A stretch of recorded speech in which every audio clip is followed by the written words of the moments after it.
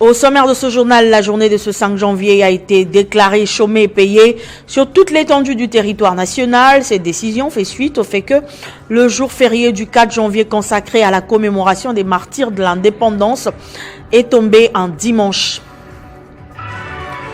Autre titre, les forces armées de la RDC poursuivent leur offensive contre la milice CRP de Thomas Lubanga allié du M23.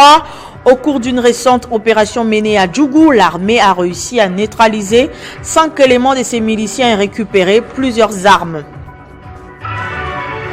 Modernisation du système d'immatriculation automobile, la DGI a annoncé officiellement le lancement à partir de ce 6 janvier 2026 des plaques minéralogiques sécurisées. Les détails dans ce journal. L'info, c'est l'heure sur Télé 50. Bienvenue à tous.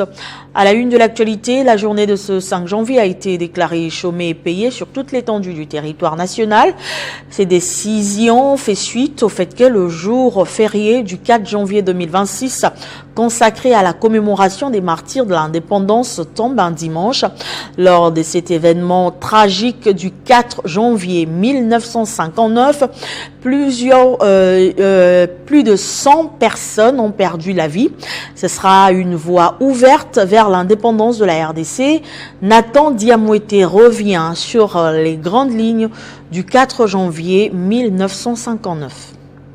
Un meeting qui aura provoqué des émeutes historiques. Non seulement le 4 janvier 1959 marque la mort d'une centaine de Congolais ayant contesté le pouvoir belge, mais c'est également une insurrection populaire qui a accéléré la route vers l'indépendance de la République démocratique du Congo. Des Congolais se sont rassemblés avec grande cérémonie à la place Imka, à Léopoldville, actuellement Kinshasa, pour prêter l'oreille au discours mettant en avant les principaux travaux effectués lors du congrès d'Accra. Ces congrès étaient dédiés à la libération des peuples africains et avaient vu la participation de nombreux dirigeants du continent. Fort malheureusement, Joseph Kasavubu, président de l'Alliance de Bakongo, présent sur les lieux, déclare l'annulation du meeting.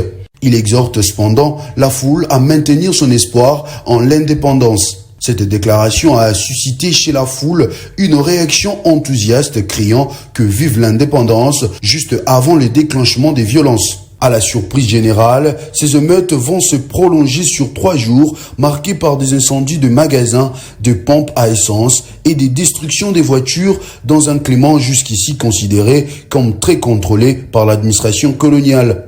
D'après Van Reyboek, historien du culturel et archéologue belge, personne ne s'y attendait. Comme c'est le cas, le 4 janvier 1959 était également un dimanche. Comme c'est le cas aujourd'hui en 2026, le Belge a organisé une célébration dans la demeure du nouveau gouverneur général. Lors du derby Vita Imana, environ 20 000 Congolais étaient présents au stade Roi Baudouin Tata Raphaël, alors que la capitale comptait près de 400 000 habitants à cette époque. À Bandalungwa, Lumumba, 33 ans, partageait un repas avec son nouvel ami Mobutu, 28 ans. Ils ont découvert que Kasavubu avait consenti à l'annulation du meeting initialement prévu à Limka. Le futur président du Congo est un pacifiste qui suit le principe de Gandhi. Il est même retourné chez lui, laissant les sympathisants de l'Abako, son parti, en train de faire la gueule sur place. Lumumba, fraîchement acclamé à Accra, est en pleine ascension et cherche à tirer parti de chaque occasion pour diffuser son message. Il monte sur la moto pilotée par Mobutu et il se rend sur les lieux. Mais ce ne sera qu'une constatation du mouvement des colères qui entraînera la mort de 40 personnes et plus de 300 selon les témoins. Ce sont eux le martyr du 4 janvier. En raison de ces circonstances, le Congo inscrira dans l'histoire son indépendance un an plus tard, soit le 30 juin 1960, ce qui lui confère jusqu'à maintenant sa souveraineté nationale. Dans l'actualité également, les forces armées de la RDC poursuivent leur offensive contre la milice CRP de Thomas Lubanga, allié du M23. Au cours d'une récente opération menée à Djougou, l'armée a réussi à neutraliser 5 éléments de ses miliciens et récupérer plusieurs armes. Les détails avec le porte-parole des FARDC en Ituri, le lieutenant Jules Ngongo.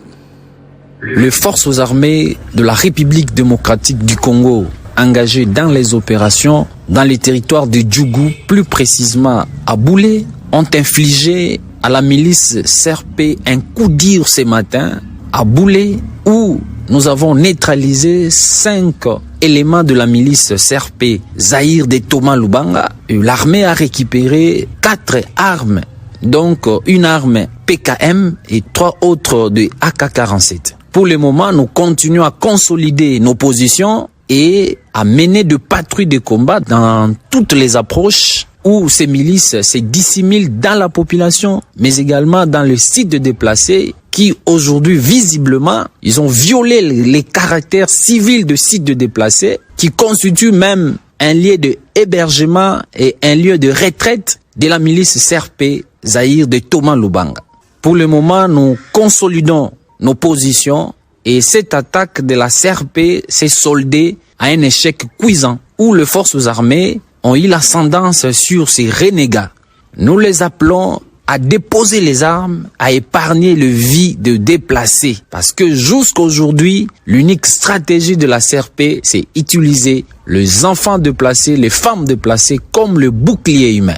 Notre professionnalisme, c'est la clé de réussite dans ces opérations. Et donc, la nuit du vendredi au samedi, les forces armées ont riposté à une attaque de la CRP. C'est ce qui a conduit l'armée à neutraliser 5 éléments de cette milice et récupérer les armes et des munitions de guerre. Nous les appelons à déposer les armes et à se rendre aux forces armées. Le contraire, les forces armées vont continuer à les terrifier comme nous l'avons fait à Nyamamba, à Mambisa, à Mabanga, à Nizi, à Lopa, afin que notre population soit protégée et que les habitants des territoires de Djougou retrouvent la paix comme ceux des territoires d'Irumu qui ont retrouvé la paix pendant cette période de l'état de siège. Modernisation du système d'immatriculation automobile, je l'ai annoncé au sommaire. La Direction générale des impôts a annoncé officiellement le lancement à partir de ce 6 janvier 2026 de nouvelles plaques minéralogiques sécurisées destinées aux véhicules automobiles circulant sur l'ensemble du territoire national. L'annonce a été faite à travers un communiqué officiel signé par le directeur général de la DGI, Barnabé Mwakadi Mwamba, précisant que ces nouvelles plaques conçues selon les standards internationaux remplacent définitivement l'ancien système dans le souci du gouvernement d'améliorer la sécurité des automobiles, d'harmoniser le système national d'immatriculation des véhicules et de faciliter le contrôle routier par les services de la police. Le lancement de la nouvelle plaque d'immatriculation ne concerne pas les véhicules déjà immatriculés et en circulation à travers le pays. L'opération cible en premier lieu tout véhicule destiné à entrer en circulation pour la première fois dans le pays, c'est-à-dire tout véhicule non encore immatriculé. Ainsi, il y aura coexistence légale de 2 types de plaques d'immatriculation jusqu'au lancement du processus de mise en conformité. La nouvelle plaque d'immatriculation moderne tient notamment compte de la codification internationale de la République démocratique du Congo, ce qui n'est pas le cas de l'actuelle plaque. Elle est en outre dotée d'un dispositif de sécurité et de lecture des données d'identification du véhicule et de son propriétaire, données stockées dans une base centralisée. L'ensemble des spécificités techniques de cette nouvelle plaque est en instance d'entérinement par décret du Premier ministre afin de produire effet.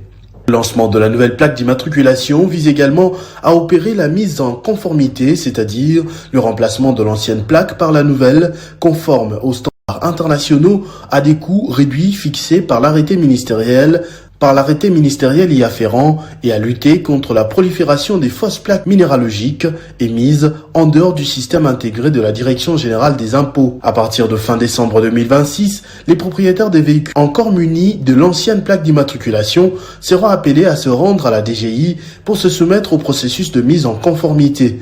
Il ne s'agira pas de réimmatriculer des véhicules, chose proscrite par l'article 59.2 du Code de la route, mais du changement simple de la plaque d'immatriculation tout en maintenant les éléments enregistrés lors de l'immatriculation initiale.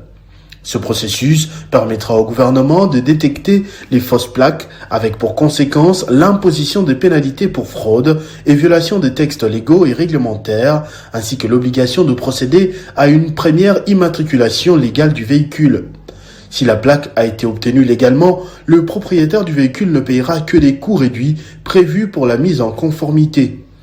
Pour le gouvernement, comme l'a indiqué le directeur général de la DGI, il s'agit d'améliorer la sécurité des automobilistes, d'harmoniser le système national d'immatriculation des véhicules et de faciliter le contrôle routier par les services de la police.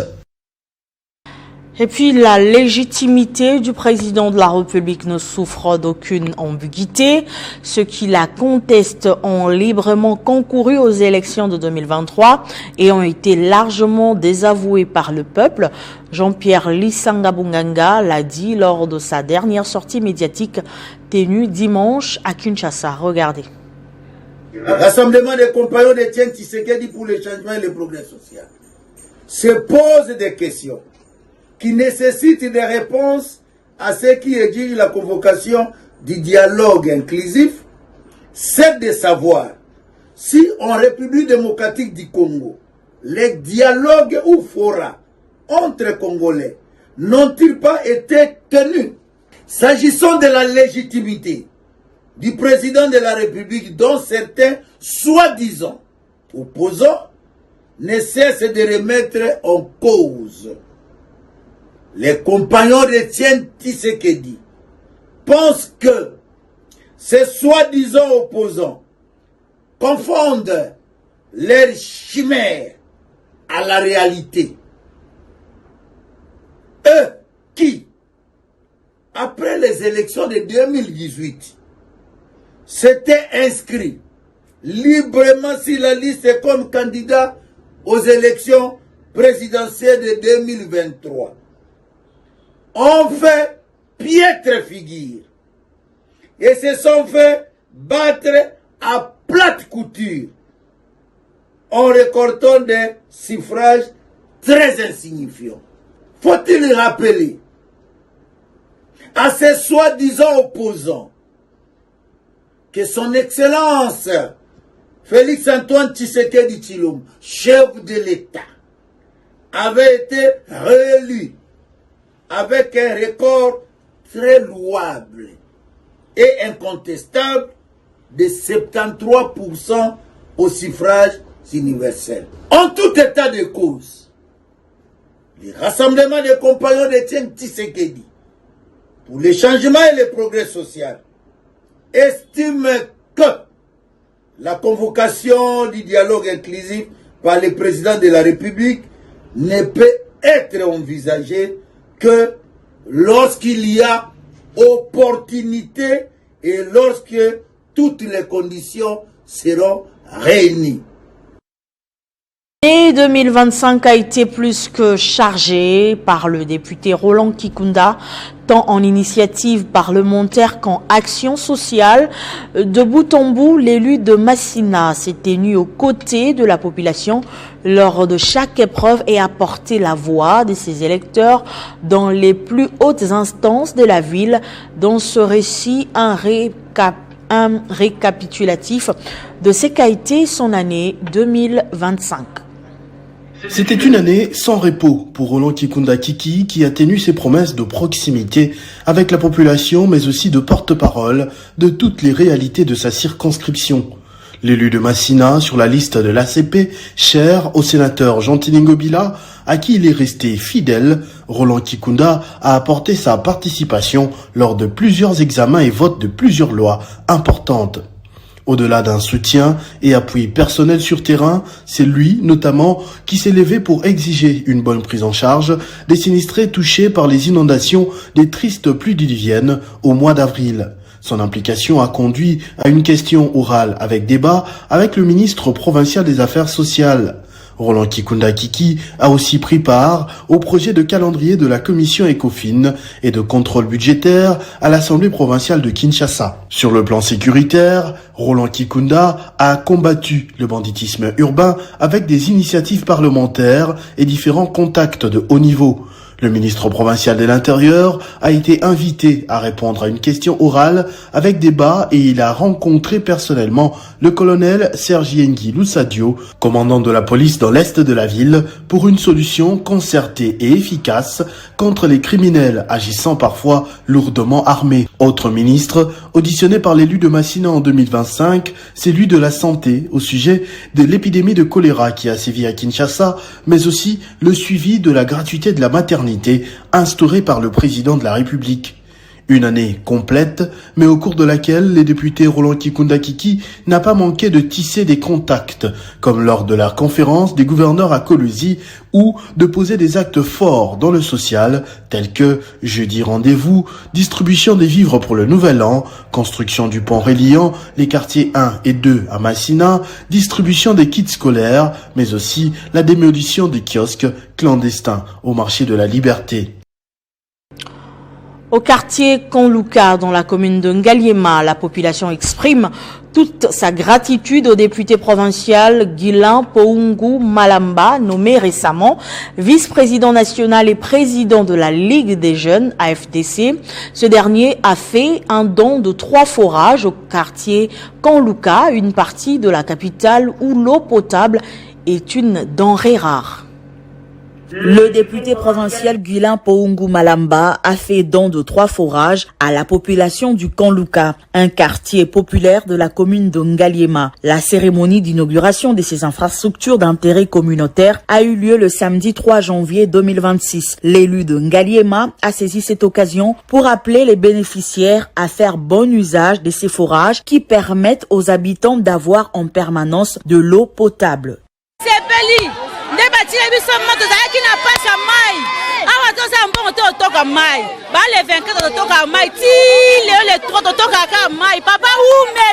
Guilain Poungu Malamba, connu pour sa proximité avec sa base, a par ailleurs interpellé les dirigeants de la Régie des eaux pour une bonne desserte de la ville-province de Kinshasa en eau potable. Il est inconcevable qu'en ce 21e siècle, que la population d'une grande agglomération comme Kinshasa puisse manquer de l'eau potable, s'est-il exclamé. Dans le 21e siècle, c'est toujours qu'on recourir à un forage et ça pour trouver une solution palliative pour que la population soit maille pour que ne reluka musika. Tous les gens qui na ba konza régie les eaux, bazongisa maille na ba kwenyoso ya Kanluka. Récemment nommé président de la Ligue des jeunes de la FDC, parti cher à l'honorable professeur Modeste Bahati Lukwebo, Guilain Poungu Malamba s'est fait accompagner à cette activité par ses camarades du parti, mais également de ses collègues députés provinciaux de la FDC. On a noté la présence de Ali Rachid, élu de la Gombe, et de Ade Malongo, élu de Kimbantseke. Dans le même registre et dans un contexte marqué par de nombreuses difficultés sociales, la Fondation Doudou Fwamba Likonde Libotaï a redonné espoir aux démunis, veuves et orphelins de Tchangou à travers une distribution de vivres et de non-vivres conduite par son coordonnateur Philippe Matanti. Solidarité, compassion et engagement social. Dans un élan d'humanisme, la fondation Doudou Fwamba Likonde Libotaï a procédé à une importante distribution des vivres et non-vivres en faveur des personnes vulnérables, des veuves, orphelins de la commune de la Tchangou. Une action sociale de grande portée, conduite sous la coordination de Philippe Matanzi, coordonnateur de la dite fondation. Cette activité caritative s'inscrit dans la vision sociale de la fondation Doudou Fwamba Likonde Libotaï, résolument engagée dans l'amélioration des conditions de vie des couches vulnérables de la population. Les bénéficiaires ont reçu, entre autres, des sacs de riz, de farine, haricots, huile végétale, savon, vêtements et autres biens de première nécessité, destinés à soulager tant soit peu leurs besoins quotidiens.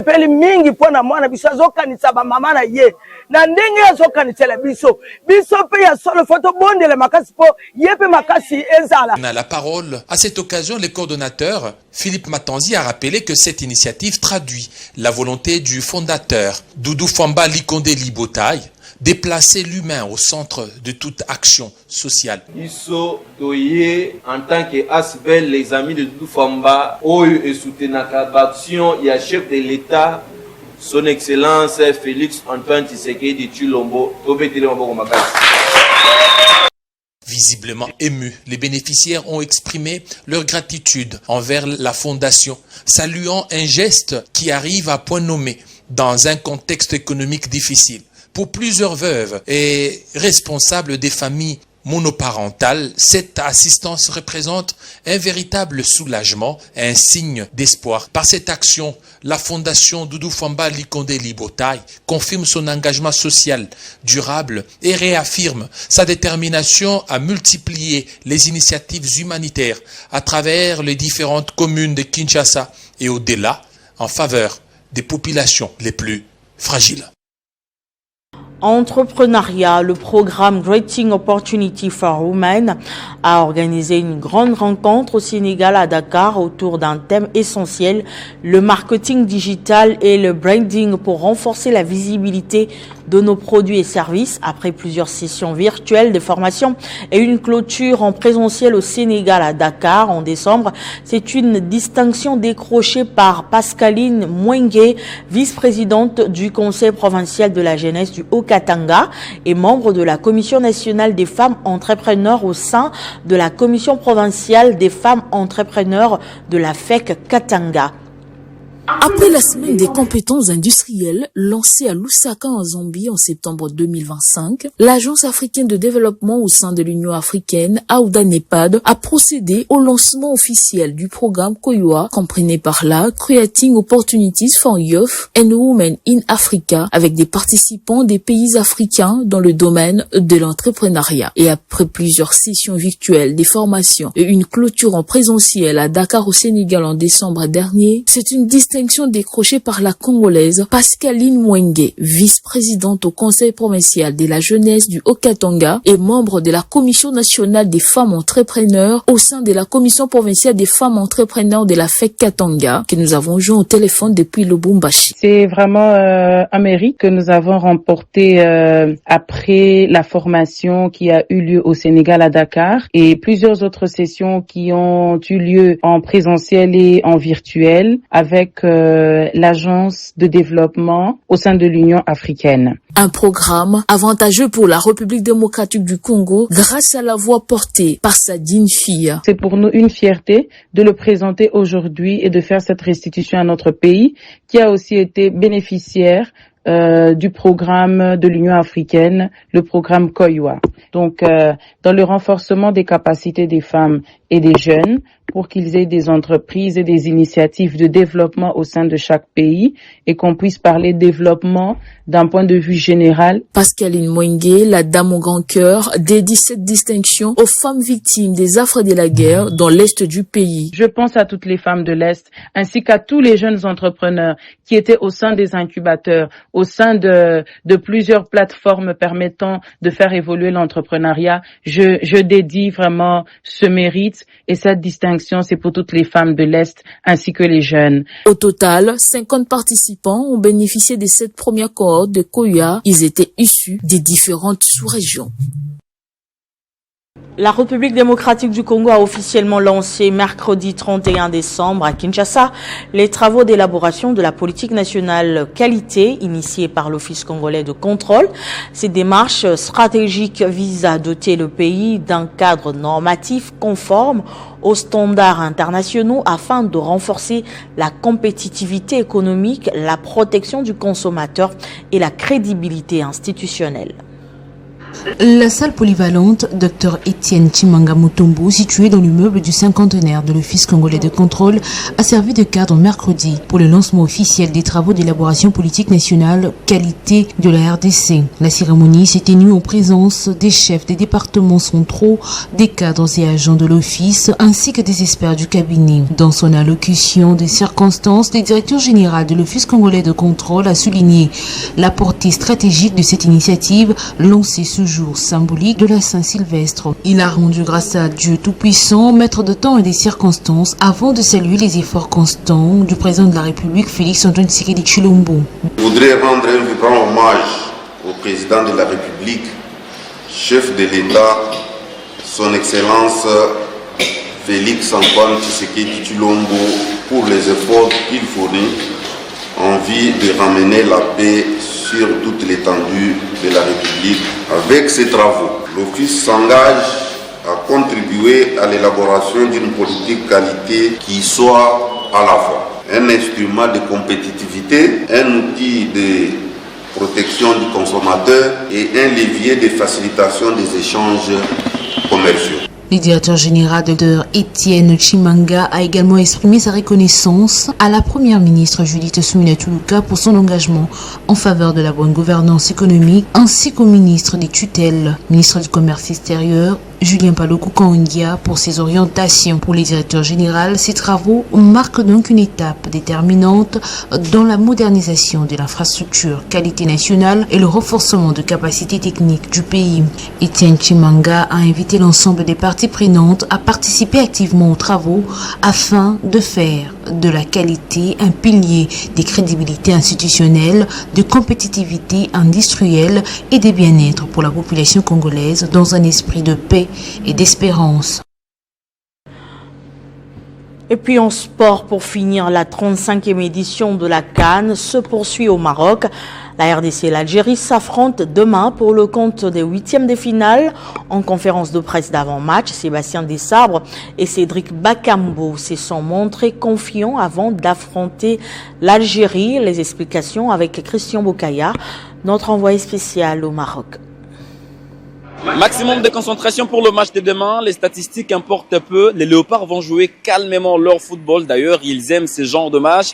C'est ça qu'a dit en conférence de presse d'avant-match Sébastien Desabre. Bon, c'est des statistiques anciennes. Nous, aujourd'hui, on est concentré sur le match de demain et on va tout faire pour pouvoir se qualifier pour les quarts de finale demain. Comme d'habitude, hein, c'est des matchs à fort enjeu puisque c'est une place en quart de finale qui se joue contre une très bonne équipe africaine. Nous, on est contents parce que ça nous fait encore progresser dans la préparation des matchs. Ça va encore nous faire donner pas mal d'expérience encore à gérer ce genre de match. Et nous, on continue. On n'a pas plus de pression que ça. On a l'habitude, Congo, d'avoir une forte pression sur les matchs. Les joueurs le savent et nous, on aime ça. On aime ça. Le moral du groupe est au zénith. Cédric Bakambo et ses coéquipiers respectent beaucoup l'Algérie, mais l'objectif pour la RDC reste le même. La qualification en quart de finale. Et oui, l'Algérie, c'est l'adversaire entre guillemets parfait pour démontrer et valider notre progression depuis maintenant plusieurs mois, voire plusieurs années. On gère comme d'habitude. L'équipe est focus, on est un petit peu renfermé sur nous-mêmes, on est dans notre bulle. On calcule pas trop ce qui se dit, que ce soit dans les médias, sur les réseaux. Nous, on est vraiment focus sur notre travail. Ce choc le plus attendu de 8e de finale de la 35e édition de la CAN se jouera bien sûr mardi à partir des 17h, même heure à Kinshasa, et ce sera bien sûr au stade Moulay Hassan de Rabat. Christian Boukaya pour tout ce détail et bonne chance aux Léopards. Ce journal est terminé. Place au rappel de titre.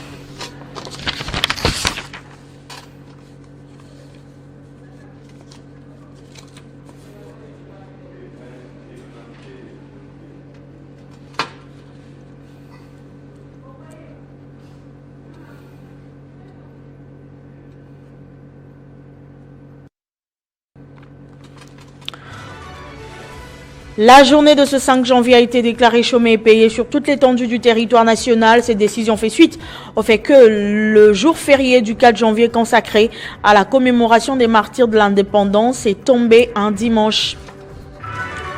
Autre titre, les forces armées de la RDC poursuivent leur offensive contre la milice CRP de Thomas Lubanga, allié du M23. Au cours d'une récente opération menée à Djougou, l'armée a réussi à neutraliser 5 éléments de ses miliciens et récupérer plusieurs armes. Modernisation du système d'immatriculation automobile. La DGI a annoncé officiellement le lancement à partir de ce 6 janvier des plaques minéralogiques sécurisées. Vous avez suivi les détails dans ce journal.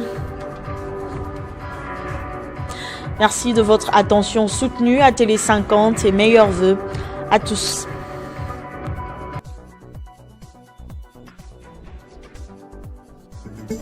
Retrouvez toute l'actualité en continu sur www.tele50.cd.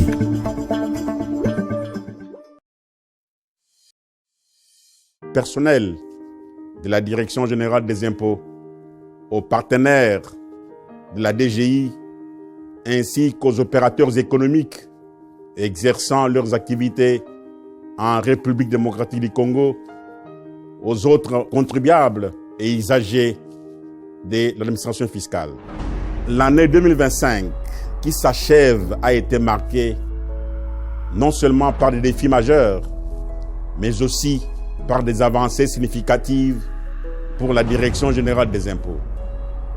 Grâce aux réformes engagées par le gouvernement de la République à travers le ministère des Finances, notamment la réforme de la facture normalisée et des dispositifs électroniques fiscaux devenus obligatoires pour tous les assujettis à la taxe sur la valeur ajoutée depuis le 1er décembre 2025 et la réforme de la fiscalité directe à l'institution de l'impôt sur les sociétés et l'impôt sur le revenu des personnes physiques dans le système fiscal congolais, dont la loi irrélative entrera en vigueur le 1er janvier 2026, la Direction générale des impôts poursuit sans désemparer sa modernisation afin de garantir une meilleure transparence, une justice fiscale renforcée, une mobilisation accrue des recettes publiques.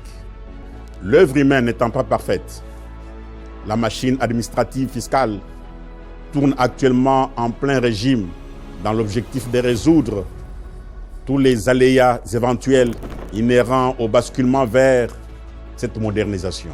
Au cours de l'année écoulée, soit en 2024, la Direction générale des impôts avait mobilisé environ 15 163 milliards de francs congolais, soit 5,5 milliards de dollars, représentant plus de 108% des prévisions annuelles fixées à 14 016 milliards de francs congolais, contribuant ainsi de manière significative aux ressources intérieures de l'État.